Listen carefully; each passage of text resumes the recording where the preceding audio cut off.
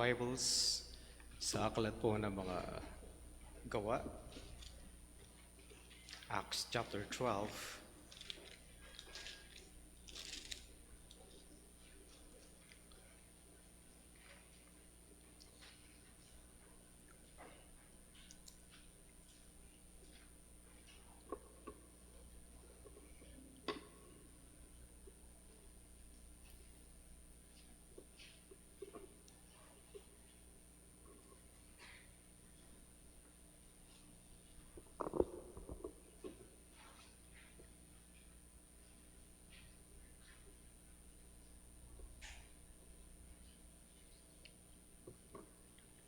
Acts 12 verse 1. About that time, Herod the king laid violent hands on some who belonged to the church. He killed James, the brother of John, with a sword. And when he saw that it pleased the Jews, he proceeded to arrest Peter also. This was during the days of unleavened bread. And when he had seized him, he put him in prison, delivering him over to 4 squads of soldiers to guard him, intending after the Passover to bring him out to the people. So Peter was kept in prison, but earnest prayer for him was made to God by the church. Nalangin po tayo. Ama, kami po'y nagpapasakop sa inyong kalooban. Hindi kami simple na mag-aaral ang inyong mga salita. Hindi para punuin ang aming kaisipan. Hindi para ipagyabang na mayroong kaming alam, ang iba wala. Hindi para pagyabang kami, o aming Diyos. Bagkus kami ay matuto, na lalo po kaming maibaba sa inyong, maibaba ang aming kalooban, at lalo po kaming manikluhod sa inyo. Ihiling po namin na makonvict ang aming mga puso na gawin ang inyong kalooban, not simply to feed our minds, at kakalimutan ang mga aral na to at hindi po namin may pamuhay. Tulungan po ang bawat sa amin, tulungan ang inyong abang lingkod habang inaaral po namin ang inyong mga salita. Sa pangalan po ng aming Panginoong Jesucristo, ito po ay aming dalangin. Amen. Sa opening po ng Olympics ay nagkaroon ng issue at nagwala ang ibang mga nasa Christian community dahil sa ginawang opening number ng mga drag queen and king ng London, ng France. Hindi natuwa ang mga tao at sa ginawa nila doon sa kanilang parang kahawig o kahalintulad sa Lord's Supper picture na meron ang mundo. Nagbigay ito ng maraming pagsalangsang sa mga netizens at hindi naging maganda ang imahe ng France dahil dito. Ayon sa Olympic Committee, ang kanilang ginawa ay patungkol daw sa kanilang paganong Diyos. At yung pagkain na pinipresent ay ang kanilang unang Diyos ng mga Pranses. Mga kapatid, ano man ang kanilang layunin at ano man ang kanilang gustong i-portray, ginamit pa rin nila ang Lord's Supper picture na pangkaraniwang tinatanggap ng maraming Kristiyano na kahalintulad yun ng picture ng banal na hapunan, and it was abused by the France or Olympic Committee. Mga kapatid, tandaan niyo ang bagay na to. Sino man ang lalaban sa Diyos at lalapastangan sa Diyos, makakaranas ng judgment at hindi nagbibiro ang Diyos patungkol dito. Whether they or us, there will be a judgment that is coming. Mga kapatid, pag-usapan natin, the untamable gospel. The untamable gospel.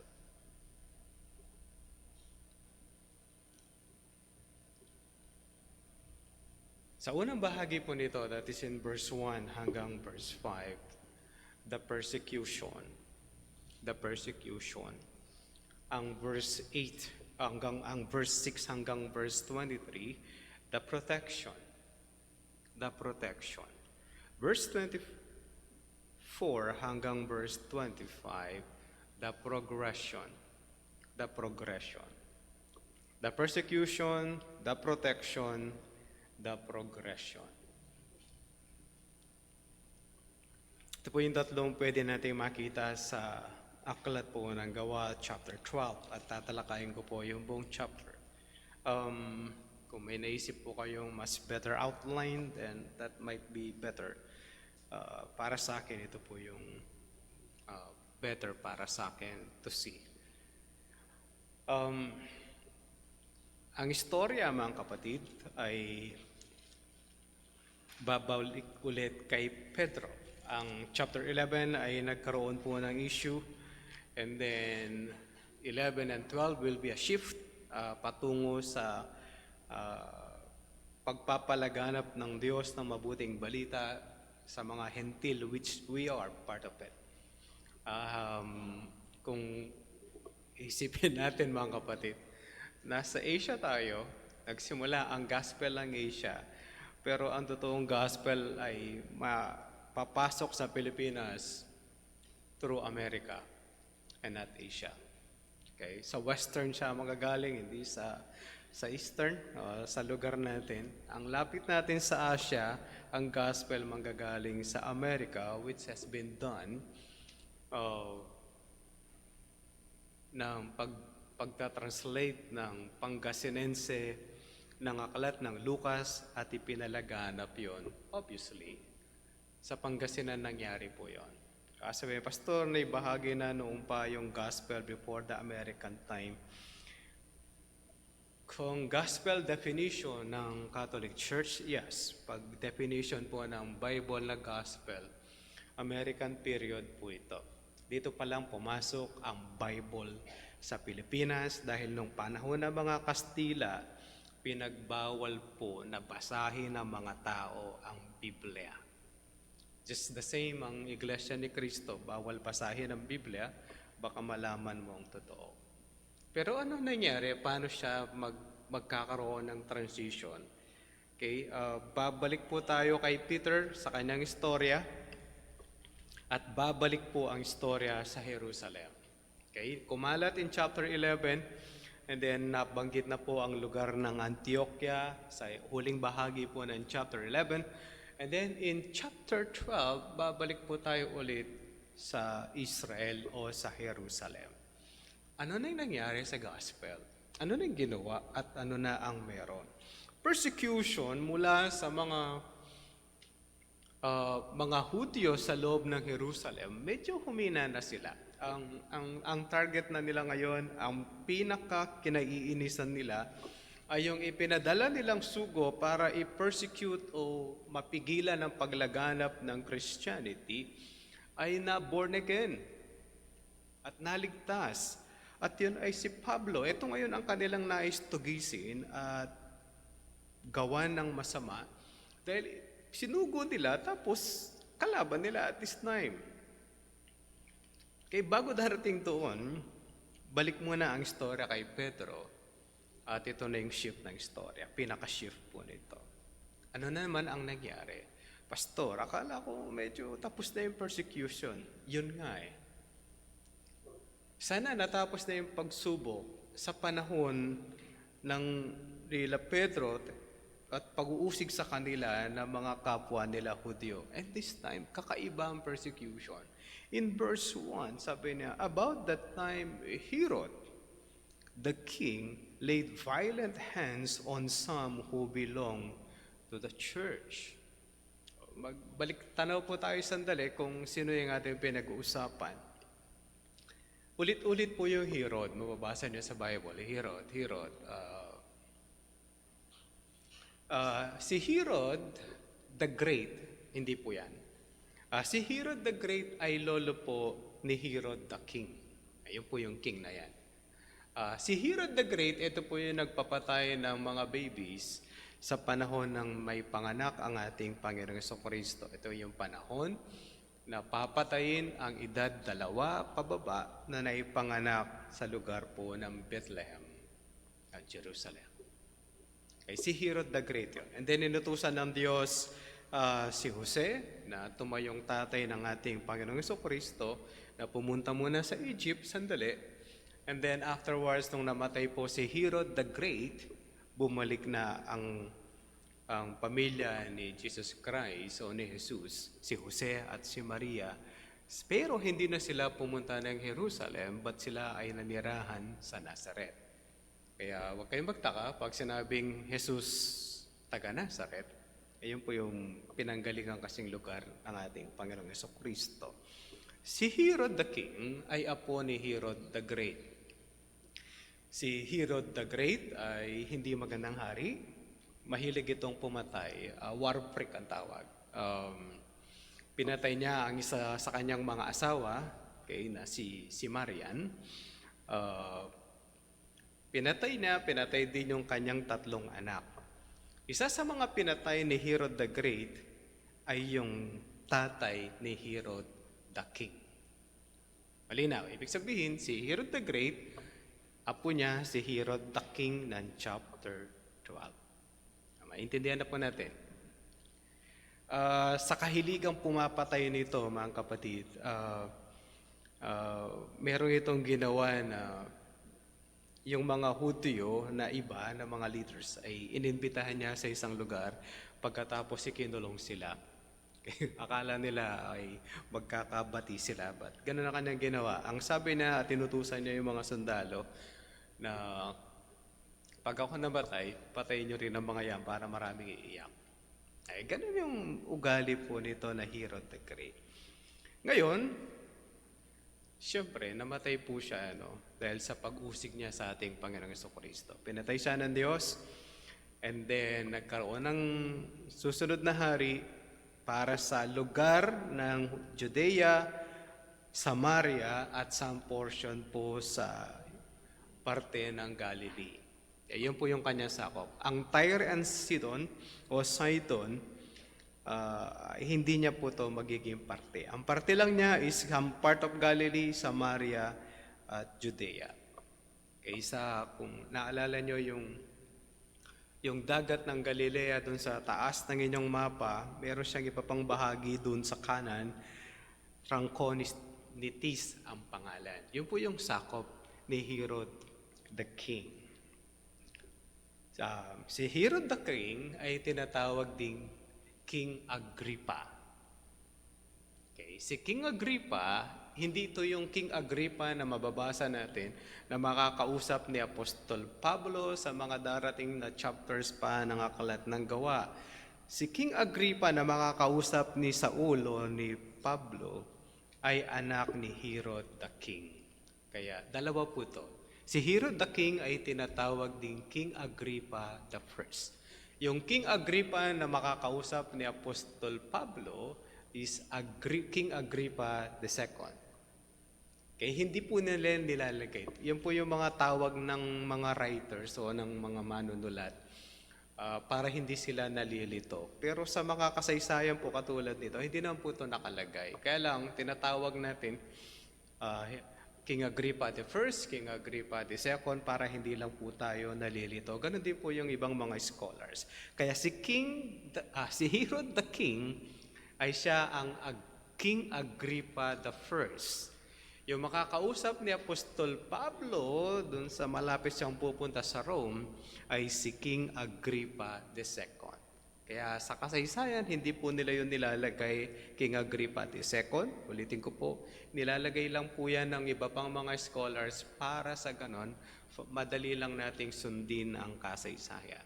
Malinaw, Herod the Great, ang apo niya ay Herod the King. Si Herod the King ay tinatawag din King Agrippa. King Agrippa the First. Yung makakausap ni Apostol Pablo ay King Agrippa the Second. Magtatay naman yung mga Agrippa. Okay? Malinaw po yung ating pagpinag-uusapan. Dahil itong si King Agrippa, kung si Herod the King o si King Agrippa the First ay hindi naman magtatagal ang kanyang buhay. Pero ito muna ang kanyang ginawa. Anong ginawa niya sa gospel? Kaya ba niyang pigilan? Ito kasi yung issue, no? Kaya bang pigilan ng kahit na sino ang mabuting balita? Yung pinakamasarap nilang ginagawa. By the way, marami kayong mapapanood sa YouTube na kahit ilagay niyo lang po ng mga, pag nagsa-search po kayo, nilapastangan nila si Jesus Christ and this what happened to them. Sabi niya. Okay, parang yung isang vlogger boxer, nilapastangan niya, pinagtawanan niya si Jesus Christ at nagsuka siya at nag-LBM ng ilang araw. Pinagsisihan niya, nalapastanganin niya si Jesus Christ. Okay, yun po yung nakalaban ni Mayweather na walang kwentang laban. But anyway, ano ginawa ni Herod the king?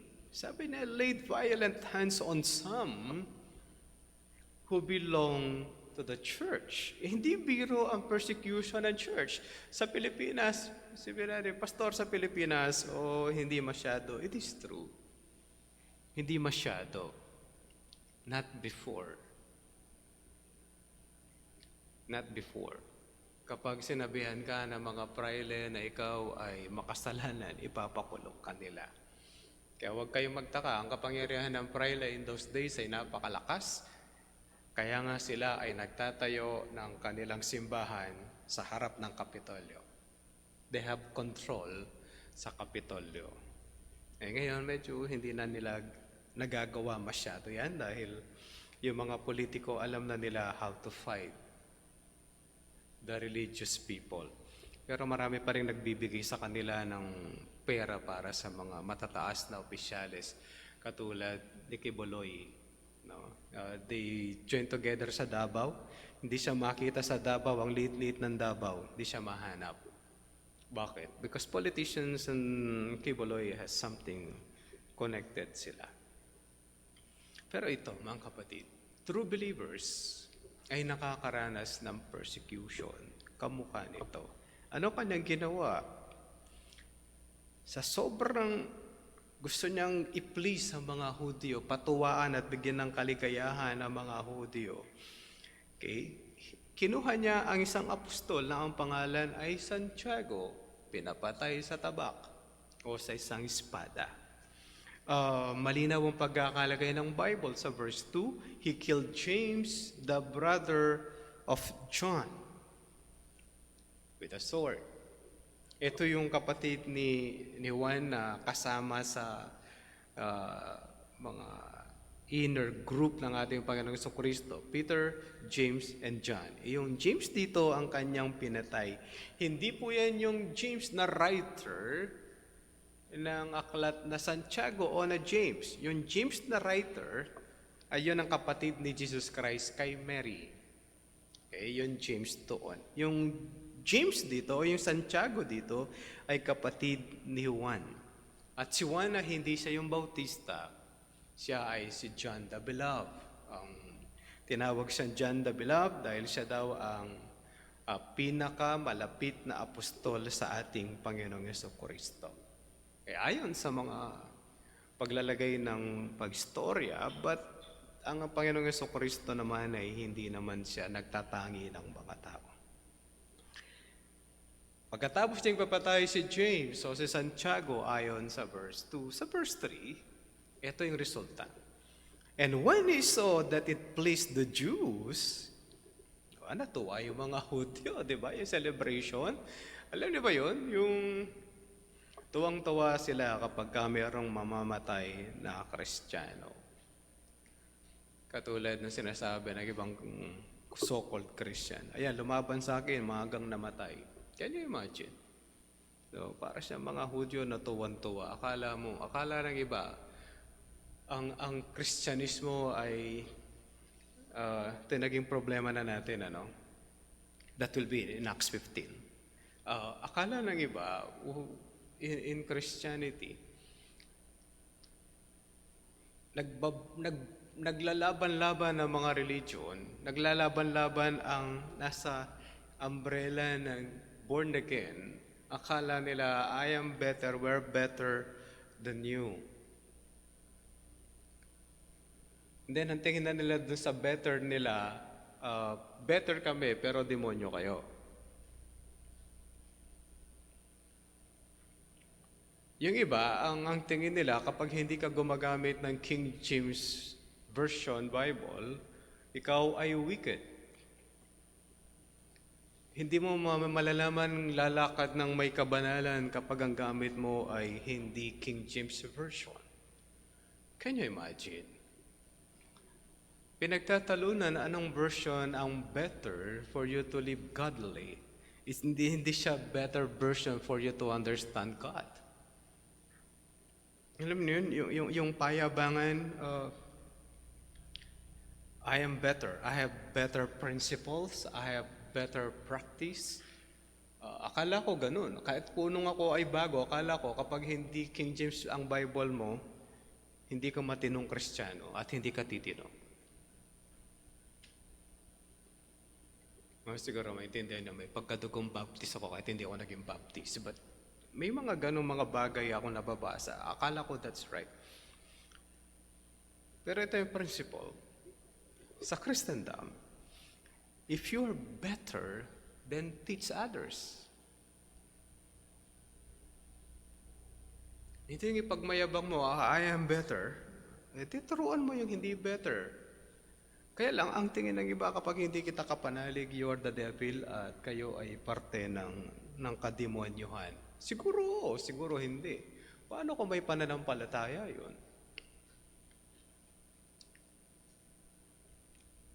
Saint Augustine, na pinanggalingan ng maraming turo ni Martin Luther, ay hindi umalis sa kanyang religion.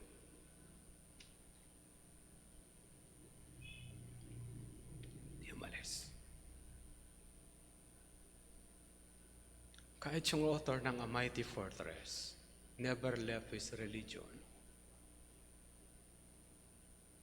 Never. Ang ino-oppose lang niya ay yung turo na kung saan yung mga relics, alam mo yun? Na kapag marami kang relics, you will be more nearer to God, magbabayad ka para ikaw ay makarating sa langit. Alam niyo ba yun? Nabubuksan ng cathedral sa time of Jubilee, pag pumasok ka sa cathedral, pero magbabayad ka muna ng $1,000 to $10,000. Pagpasok mo, banal ka na. Yun ang kanyang ino-oppose.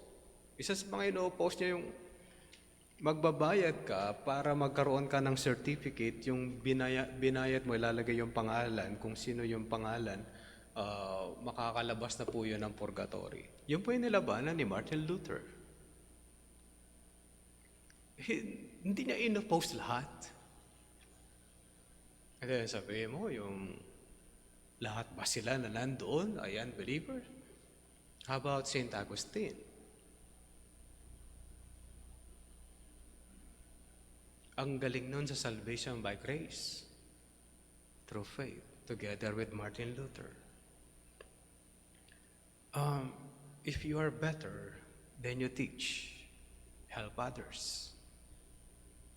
Ito yung kagandahan noon, isa lang ang church. Walang denomination. Ang pinaglalabanan, I am a Christian. If you are not, then di tayo parehas na religion. Ngayon, sa mga Kristendom, meron na mga LGBTQIA+, na merong mga delusion. Alam mo yun? Ang pagiging LGBTQIA+, ewan ko pa kung ilan pa yung nakalagay, ang tawag po ng science dyan ay delusion. Kapag lalaki ka at sinasabi mo babae ka, delusion po yun. Hindi mo alam ang realidad. Okay? Naintindihan nyo? Kaya nga pasensya, gagamitin ko lang. Sabi po ng isang LGBTQ, kapag ikaw ay merong nota, ikaw ay lalaki. Sabi na, gano'n lang kasimple. Mga kapatid, ito yung nagiging problema. Dati ang pinapersecute lang ang church, ngayon yung mismo nandun sa loob ng church nag-aaway-away. is simply because of preferences. Or simply because yung hermeneutics hindi siya nag-a-apply na maayos, kaya nagkakaroon ng sarili-sariling paniwala. But if you're better, my suggestion is you help others the way you can help. Pero ito mga kapatid, ganito lang kasimple ginagawa. If you're a Christian, you will be persecuted. At itong ginawa ni Herod, pinatay ang isa sa mga leader. At nakakatuwa yun para sa mga Hudyo. Ay, patay na ang isang leader. At meron pa siyang mas magandang plano. Okay? That's a silent one. Yung mabunganga ang susunod. Yung pinakamatapang ang susunod, na parang pinaka-leader nila, ang ating isusunod. Anong ginawa niya? Okay? Ang ginawa niya, mga kapatid, kinuha si Pedro. Inaresto si Pedro, panahon ng unleavened bread. Panahon ng unleavened bread, susunod na yung Passover, susunod na yung Pentecost. Pagkatapos ng unleavened bread, Pentecost po yung nakasunod after 50 days. Sa panahon na yon, mga kapatid, nandun pa yung maraming mga Hudyo. Naalala ninyo, nung ang ating Panginoong Kristo namatay, muling nabuhay, and then susunod Pentecost. Sa panahon nun, nandun pa yung mga tao na dumating mula sa ibang bansa na mga Hudyo to worship and celebrate the Passover at hihintayin nila ang panahon ng Pentecost. Ngayon mababanggit ulit ang Passover. After Passover, nandun pa yung mga tao na galing sa ibang, doon pa yung mga Hudyo na galing sa ibang bansa na sumama sa pagsamba. Galing ng timing, di ba? Is it a good one? Kung si Herod ang pinag-uusapan, mataba ang utak niyan. Magaling eh. Perfect timing, maraming tao. Kapag yan natuwa, okay. Lalo na magpapasakop sa akin itong mga Hudyong matitigas ang ulo. At itong kanyang ginawa, para walang kawala, 4 squads, nagpapalit-palit po yan. At kada squad, hindi po yan kamukha ng squad natin. Ang karaniwang squad natin ay 7. Pinakakonti yun. At dito, pag sabing 4 squad, malamang mga 4 ang bantay. At least, 4. Baka sabihin, Pastor, ngayon, kung 4 yung bantay, sana gano'n lang siya kasimple. Tingnan po natin yung lampasan natin yung isang verse. Punta kayo ng verse 6. Now when Herod was about to bring him out on that very night, Peter was sleeping between 2 soldiers. Dalawa yung katabi. Grabe naman to, no? Bilanggo ka na, may katabi ka pang 2 Roman guard. Tapos, bound with 2 chains, and sentries before the door were guarding the prison. Para makakawala. Nakakadena siya sa 2 Roman guard, tapos may bantay doon sa unang gate at doon sa isa pang gate. 4. Di ba? Ang saya. Sarap matulog niyan, Parang makakatulog ka ba? 2 yung bantay mo, sa kanan at sa kaliwa. Pagkatapos, kung mapatay mo yung 2 maskuladong Roman guard, lalabanan mo pa yung isang Roman guard nandun sa gate na una. Tapos, meron pang isa, kaya nga 4 yun eh. Naintindihan po natin. Ang saya, di ba? Hindi ko alam gaano kasaya si Pedro. Okay, balikan po natin ang istorya. Yun po yung guard na linagay. 2, nakakadena, tapos isa sa pintuan, tapos isa pa sa isa pang susunod na gate. Para saan? Para sabi niya, intending after Passover to bring him out to the people. Gagawin ko ano ang ginawa kay James. Papatayin din. Sabi sa verse 5, so Peter was kept in prison. Pero may ginawa ang church. Natakot simply. Ang mga mananampalataya simply left. No, brethren. But earnest prayer for him was made to God by the church.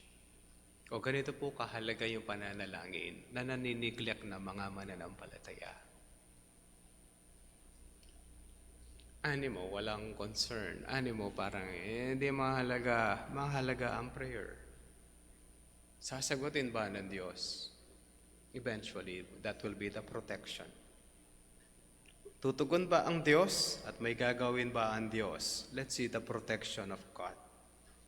Sabi niya sa verse 6, Now when Herod was about to bring him out on that very night, Peter was sleeping between two soldiers, bound with two chains, and sentries before the door were guarding the prison.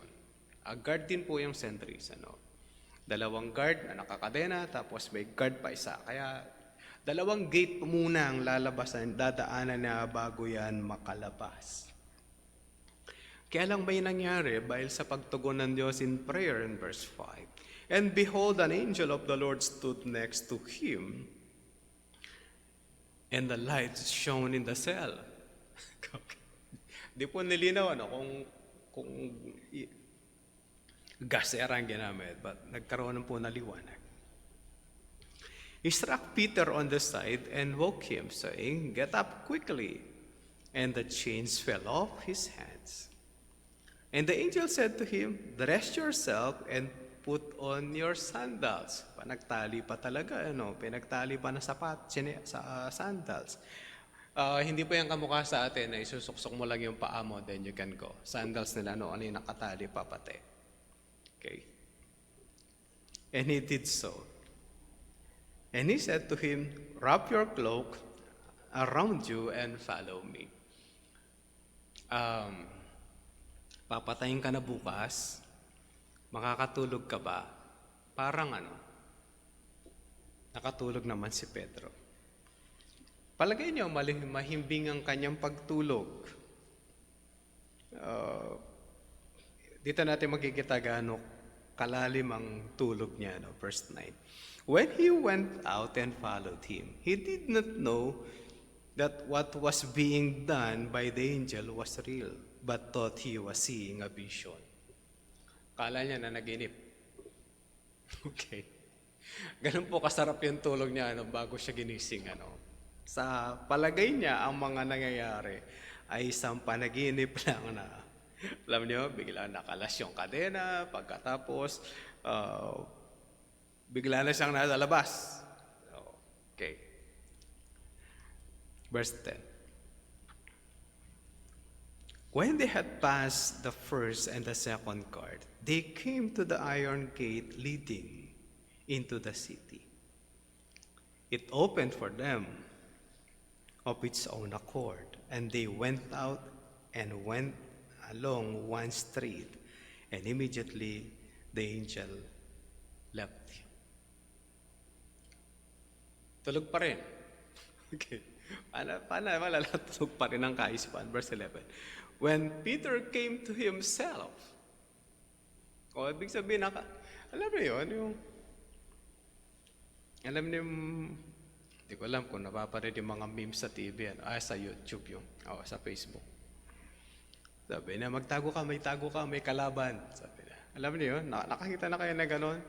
Yung gaganonin nila, yung tulog na tulog. Okay? Yung isa ginawa niya sa asawa niya, sabi, magtago ka dito sa ilalim. Bakit magtatago? Yung kabit ko parating, sabi niya. Tapos naiisip niya, sandali, ako yung asawa mo eh. Ba't ako magtatago sa kabit? Alam niyo, yung mga iba gawa-gawa, pero yung iba nakakagoyo naman. But can you imagine what happened, mga kapatid? Nakalabas na si Pedro, kaya nakarating na sila sa isa pang kalsada, di pa rin niya naiintindihan hanggang nahimasmasan. Okay? Sabi na, verse 11, When Peter came to himself, he said, Now I am sure that the Lord has sent his angel, and rescued me from the hand of Herod, and from all that the Jewish people were expecting. Verse 12, When he realized this, he went to the house of Mary, the mother of John, whose other name was Mark, where many gathered together and were praying. Meron tayong pangalan na magiging familiar. Si John Mark. Si John Mark, yung nanay ni John Mark, mukhang mayaman o may kaya dahil meron silang malaking lugar na kakasya ang maraming mananampalataya para manalangin. Okay, pinagamit niya yung kanyang bahay for this, para ipanalangin at manalangin para kay Pedro. Yung verse 13, nakakatawang eksena. When he knocked at the door of the gateway, a servant girl named Rhoda came to answer, and recognizing Peter's voice. In her joy, she did not open the gate but ran in and reported that Peter was standing at the gate. Naalala niyo si Maria ang mali-mali? May kumakatok sa gate. Okay? May kumakatok sa gate. Pastor, bakit siya familiar? Mukhang familiar siya sa boses ni Pedro kasi si Pedro ang karaniwang nagsasalita sa grupo nila. Imposible namang hindi niya malalaman. Tandaan po natin, kung one Passover lang ang nababasa pa lang natin, 1 taon pa na itong nakakalipas mula sa Passover ng ating Panginoong Jesucristo. Okay? Kaya, alam niyo yun, yung kumakatok siya, tapos sa halip na buksan yung gate, tumakbo siya papunta doon sa kanyang mga kasama para sabihin, si Pedro nandun sa labas. Di ba dapat binuksan niya? Natarantat ni nervyos. Kayo naman, alam mo yung kasama ni Pedro na pugutan ng ulo. Maniniwala ka ba na si Pedro ay nandun sa gate? Merong 2 guard na nakakadena sa kanyang magkabilang kamay. Merong guard sa gate. Merong pang isang guard sa susunod na gate. Paano makakalabas? Kaya si Rhoda, maintindihan naman natin yung kanyang sitwasyon. Baka sabi, si Rhoda mali-mali. Mga kapatid, sa sobrang excitement, yung pagkakalagay ng Bible, sa halip na buksan niya yung gate, ayun, nag-report, si Pedro nandun. May sagot naman yung mga tao. They said to her, in verse 15, "Are you out of your mind?" But she kept, alam niyo pa nila binubuksan eh. But she kept insisting that it was so. And they kept saying, "It is his angel." Alam niyo nakakatawang part? Parang teleserye lang ng Pilipinas, Ang tagal-tagal nila mag-usap, di pa buksan yung gate. Isa na para liwanagan na, alam mo yun? Alam niyo ba yung pagkakalagay ng iba dyan na translation? Sabi nila, nagmumulto si Pedro. Ang kanyang multo, sabi niya, it is his spirit. Pagkakalagay malinaw, it is his angel. Merong pinadala para kumatok para sa kanila. But Peter continued knocking. And when they opened, they saw him and were amazed. Kakatawa din, Alam niyo yun, yung pagkakalagay ni Dr. Lucas, hindi to isang istorya na above his head. Tapos sinusulat lang na idea lahat yung istorya. Nilagay niya yung totoong pangyayari. Diba? Nung ikinuwento sa kanya to, malamang siguro wala naman siya dyan. Nung ikinuwento sa kanya to, tapos isinulat niya talaga, ano nangyari? Kumakatok ako, tapos si Rhoda, hindi binuksan. Tumakbo doon sa loob. Yung mga tao sa loob nagdidiskusyon sa halip na buksan yung pinto para sa akin. Alam, kung ako si Peter, ano yung problema ko? Paano kung magising yung 4 na guard? O di mauhuli ako ulit. Alam niyo isa parang gawa-gawa sa istorya, yung pag nanonood ka, alam mo na yung kasunod ano yung mangyayari. Pag hindi binuksan, baka magising yun or magkaroon ng komusyon sa kanilang lugar at merong mga Hudyong malapit i-complain at isumbong si Pedro ay nakalaya at nandun sa kanilang kapitbahay. But it is night. Malamang-lamang, di naman masyado. But may yung komusyon na meron. So matotal, binuksan yung gate at nandun at hindi pa sila tapos nagsasalita. Kaya ang verse 17, sabi na, but motioning to them with his hands to be silent. Di maingay pa din. Nakakatawa, si Pedro, huwag ka Sandali, magsasalita na ako. Tumigil kayo. This is a typical scenario.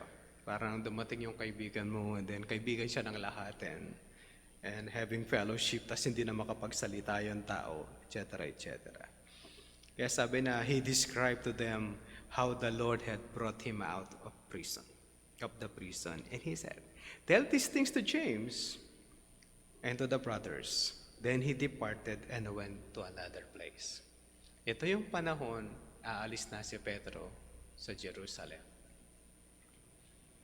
Sabi, Pastor, duwag ba siya? Maybe not. Siguro ayaw na silang madamay. Kung nandun siya, baka. Itong mga mananampalataya ay makaranas din ng persecution kamukha niya o ng kamatayan. Magamit ko lang yung istorya ni Ronald Reagan. Si Ronald Reagan ay isang mananampalataya. Nung siya ay president, hindi siya nagsisimba. Choice niya yun. Baka sabihin ni Pastor, hindi pa dapat siya nagsisimba. Alam niyo, gusto niya magsimba. Ayon sa gumawa ng kanyang kasaysayan o nagkukwento ng kasaysayan niya. Sabi niya, gusto niya magsimba ni Ronald Reagan. Tapos nilagay niya bakit ayaw niya magsimba. Gusto niya na ayaw. Gusto niya magsimba kasi magsasamba sa Diyos. Ayaw niya magsimba, baka barilin siya may madamay na Kristiyano. At madamay yung church, baka wala na lalo magsimba. Kasi Ronald Reagan, hindi po siya nagsisimba. Una, kailangan niyang maraming guard pagpunta niya sa isang lugar. Okay? Nung isa sa mga presidente ng Amerika pumunta sa Pilipinas, ang Marines na nandito at bago dumating ang kanilang presidente ay 50 Marines. Mga land soldiers. Iba pa po yung mga nagdala sa kanya at nagpalapag ng kanilang Air Force One sa Pilipinas. Can you imagine kapag aaten si Ronald Reagan sa church, kalahati ng lugar sa kanya lang. Tapos siya lang magsisimba doon, lahat doon. Can you imagine the pastor kung anong mangyayari sa kanya? Pastor, mas maganda, marami sana masisave. Hindi ganun ang kalagayan po ng presidente ng Amerika. Daily may threat ang president ng Amerika. Kaya one of those days, I think nagsimba siya, binaril nga. At nabaril yung isang kaibigan niya na guard. Kaya ayaw niya magsimba kasi makadamay. Siguro si Pedro umalis, ayaw niya silang madamay yung mga tao na nandito. Baka sa komusyon na meron sa kanila, may magsumbong at madamay. Tandaan natin, hindi lang siya at si James ang hinuli ni Herod. Kung papansinin niyo po yung verse 1, sabi na, some who belong to the church. Out of his love for the church, ayaw na niyang madamay. Baka sabi nila, Pastor, yan na yung time na pupunta siya sa Rome. I don't think so. Mukhang ang assumption will be Caesarea Philippi ang kanyang nearest destination or isa sa mga destination na kanyang pupuntahan. Okay? Kaya yun po yung pag-iingat ng Diyos. Hindi pa natapos ang Diyos. In verse 18. Iningatan si Pedro, pati mga disciples prayed. In verse 18, now when they came, there was no little disturbance. Now when the day came, there was no little disturbance among the soldiers over what had become of Peter. And after Herod searched for him and did not find him, he examined the sentries, the soldiers, and ordered that they should be put to death. Then he went down from Judea to Caesarea and spent time there. Mga kapatid, ito po ito yung kasinungalingan ng mga Hudyo sa panahon ng Panginoong Jesucristo. Nung sinabi ng mga pari doon sa mga sundalong nagbantay sa libingan ni Jesus Christ, Sabi nila, sabihin ninyo ninakaw ang kanyang katawan. At kami na ang bahala dun sa emperador, ililigtas namin kayo. Alam niyo gaano kabigat yung kasinungalingan na yon.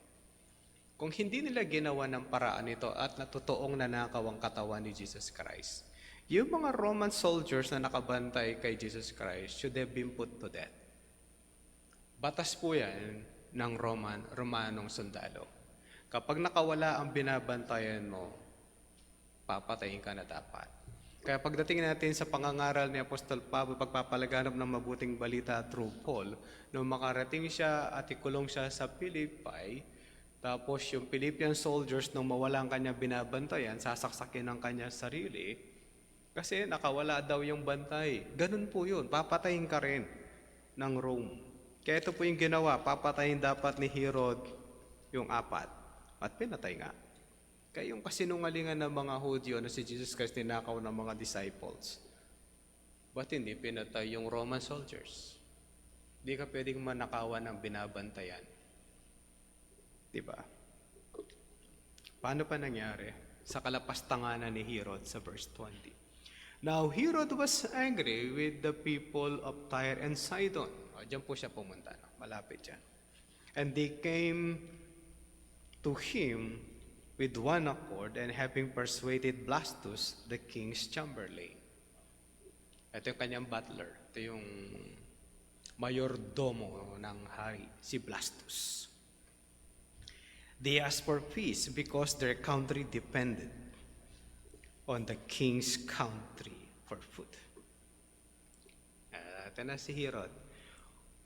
On an appointed day, Herod put his royal robes, took his seat upon his throne, and delivered an oration to them.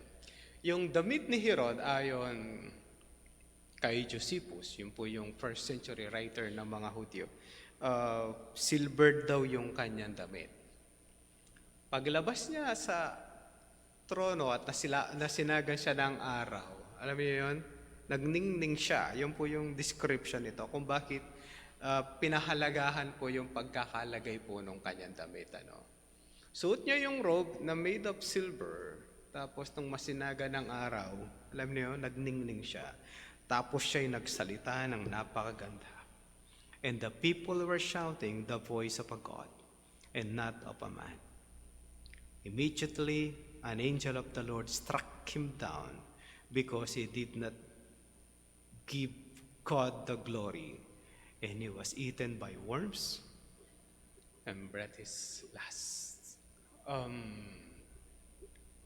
lapit ng kamatayan, Namatay siya at kinain ng uod.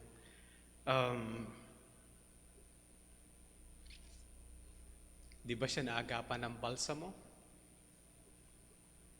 Ganito po, kalupit ang Diyos. Pagka kinalaban mo ang Diyos, ito yung makukuha mo sa Kanya. Siguro meron kang mapapatay ng mga mananampalataya. But in the end, hindi mo kakayanin ang Diyos kahit alin.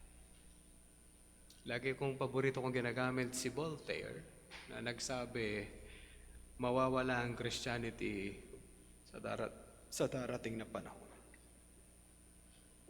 Eventually, nung namatay siya, yung kanyang printing press ay ginawang printing press ng Geneva Bible Society. Yung nagsabing mawawala ang Kristyanismo, pinersecute niya ang Kristyanismo, yung kanyang sariling printing press ay ginamit ng mga mananampalataya para mag-print ng Bible. Sarili niyang printing press. Kaya pagka kinakalaban ng Diyos, huwag kayong mag-alala. Siguro mananaig sila for a while. It won't last. Dahil yung gospel ng Diyos, hindi yan kayang pigilan ng kahit na alin. Kahit anong persecution ang gawin. Isipin nyo ang China, may seemingly open Christianity at merong tinatagong Kristyanismo, and they have 100 million believers. At ang daming Bible school. Well, marami nakatago. Pero meron silang mga Bible school. Ito din yun. Kaya huwag kayong malumbay, Pastor, persecuted tayo. Wait for their time. Hintayin niyo ang oras nila. Yung nagkiklaim na sila ay Diyos, hintayin niyo ang time nila. Ito, in-appreciate siya, tinaas na parang Diyos at tuwang-tuwa. At dahil hindi niya binigyang luwalhati ang Diyos, God killed him. And worse, kinain siya ng mga uod. Pero paano yung Word of God? Did it progress? Namatay ang isa sa haligi ng Kristyanismo. Umalis si Pedro. Ano nangyari sa gospel? Did it progress? Tingnan niyo po ang verse 24 and 25. But the word of God increased and multiplied. Oh. The gospel is untamable.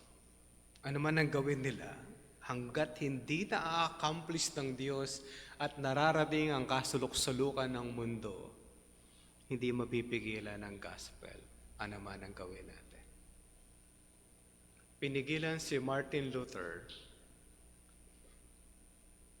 at hindi siya napigilan at naisulat niya ang A Mighty Fortress. And verse 25 will be a line of shift. And Barnabas and Saul returned from Jerusalem when they had completed their service, bringing with them John, whose other name was Mark. Mga kapatid, ito yung senaryo. Si Barnabas at si Saul pumunta ng Antioquia. From Antioquia, bumalik sa Jerusalem kasi may dala-dala silang pera para sa Jerusalem. Pagkatapos po nun, babalik ulit sila ng Antioch. And that is chapter 13. Okay? Para maintindihan po natin. Sa pagbalik nila sa Antioquia, okay, kasama na nila si John Mark, yung anak ng may-ari ng bahay na kung saan pumunta si Pedro, nag-knock-knock kay Roda. Okay? Yung may-ari, yung anak ng may-ari doon ay si John Mark at sasama siya sa mission work. Kaya mga kapatid, never glorify yourself above God. Ma-appreciate ka ng tao, bring the glory to the Lord. Makakaranas tayo ng persecution dahil sa pagpapalaganap po natin ng mabuting balita. Mahihirapan tayo. But eventually, magtutuloy ang pagpapalaganap ng mabuting balita. O dili kaya, kung ayaw mo magpalaganap ng mabuting balita, while God will use other people. Or He simply will end your life. Kaya mong mag-share ng gospel. Okay. God will change you. And use other people. Tanong natin to sa ating mga sarili, mga kapatid. Walang makakapigil sa pagpapalaganap ng mabuting balita ng Diyos. Ito po yung tanong. Will you join God's cause in spreading the gospel? O wala kang gagawin? Sasamahan mo ba ang Diyos sa pagpapalaganap ng mabuting balita? At sasamahan ka niya because He is a mighty fortress. O wala kang gagawin? Manalangin po tayo. Panginoon, totoo hindi namin kasintapang ang mga maunang mananampalataya. O dili kaya di namin kapareho ng mga kakayanan. Pero sa mga maliliit po namin kakayanan, kayo ay kikilos na makapangyarihan. Minsan natatakot kami dahil sa persecution, pero higit kayo makapangyarihan sa kanila. Ang kailangan lang namin ay manindigan sa inyo mga katotohanan. Hindi kami papipigil ng alinman sa pagbabahagi ng inyong mga salita. Kung kami ay higit na nakakaalam sa iba sa inyong mga katotohanan, tulungan niyo po kami. If you look at them as believers, maging gabay kami sa kanila para maakay po namin sila sa kaunlad ng kanilang pananampalataya. Tulungan kami, o aming Diyos, bigyan kami ng tapang at lagi paalala sa aming puso't kaisipan. We have a great God. We have a mighty fortress na hindi kami iiwan saan man kami maparoon. Sa pangalan po ng aming Panginoong Kristo, ito po ay aming dalangin. Amen.